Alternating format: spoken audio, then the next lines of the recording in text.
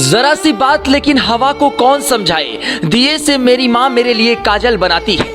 उर्दू का वो शायर जिसकी लिखी माँ के ऊपर कविता लोगों के दिलों में उतर गई। 41 वर्ष की उम्र में अलविदा कहा। नाम है मुनव्वर राना।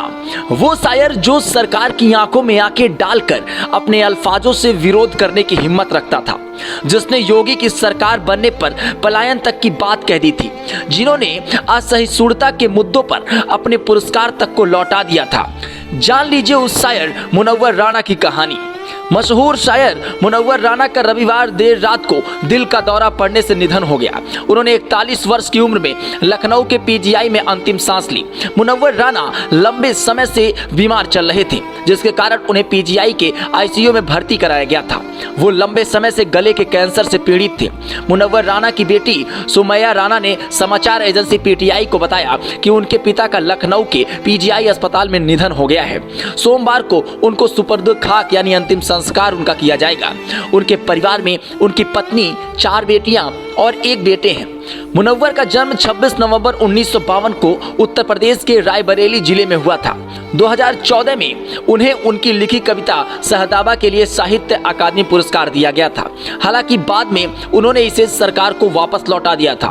मालूम हो कि मुनव्वर का जन्म भले ही उत्तर प्रदेश में हुआ था, लेकिन उन्होंने अपना ज्यादातर जीवन कोलकाता में बिताया। मुनव्वर उर्दू के शायर थे, लेकिन वे अपने शेरों में अवधी और हिंदी शब्दों का प्रयोग प्रमुखता से करते थे। यही कारण है कि उनकी लोकप्रियता तेजी से बढ़ती चली गई। मुनव्वर का एक उम्दा शैली के शायर थे और उनकी कलम के प्रेम का अधिकांश हिस्सा माँ के लिए होता था। उनकी माँ पर लिखी कविता सबसे प्रसिद्ध कविता में से एक मानी जाती है। मुनव्वर राना अपने बेबाक बोलने के अंदाज के लिए जाने जाते रहे हैं। उर्दू में उनके योगदान को कौन भूल सकता है।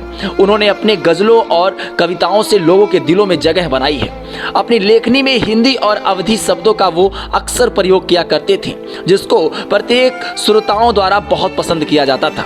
उनकी सबसे प्रसिद्ध कविताओं में माँ कविता शामिल है, जिसको लोगों द्वारा खासा पसंद किया गया और इस कविता में उन्होंने माँ के गुणों को बताया है।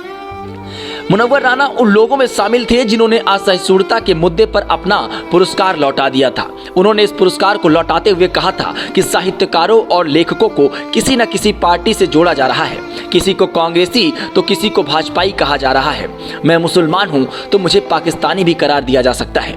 अपने विवादों बयानों से चर्चा में रहने वाले शायर मुनव्वर राना ने मुख्यमंत्री पर निशाना साधते हुए साल 2022 में कहा था कि यूपी में योगी की सरकार बनती है तो मैं पलायन कर लूंगा। उन्होंने सरकार पर निशाना साधते हुए कैराना का जिक्र भी किया था। उन्होंने कहा कि कैराना से 10 हिंदुओं के पलायन का जिक्र किया जाता है तो हजारों मुसलमान भी यहां से पलायन कर रहे हैं, जिस पर कोई और किसी का ध्यान नहीं जाता। सीएम योगी पर निशाना साधते हुए उन्होंने कहा था कि मुसलमान ने अपने घरों में छुरी रखना तक बंद कर दिया है, पता नहीं कब योगी उनको बंद करवा दे। Bureau report, Hindi network.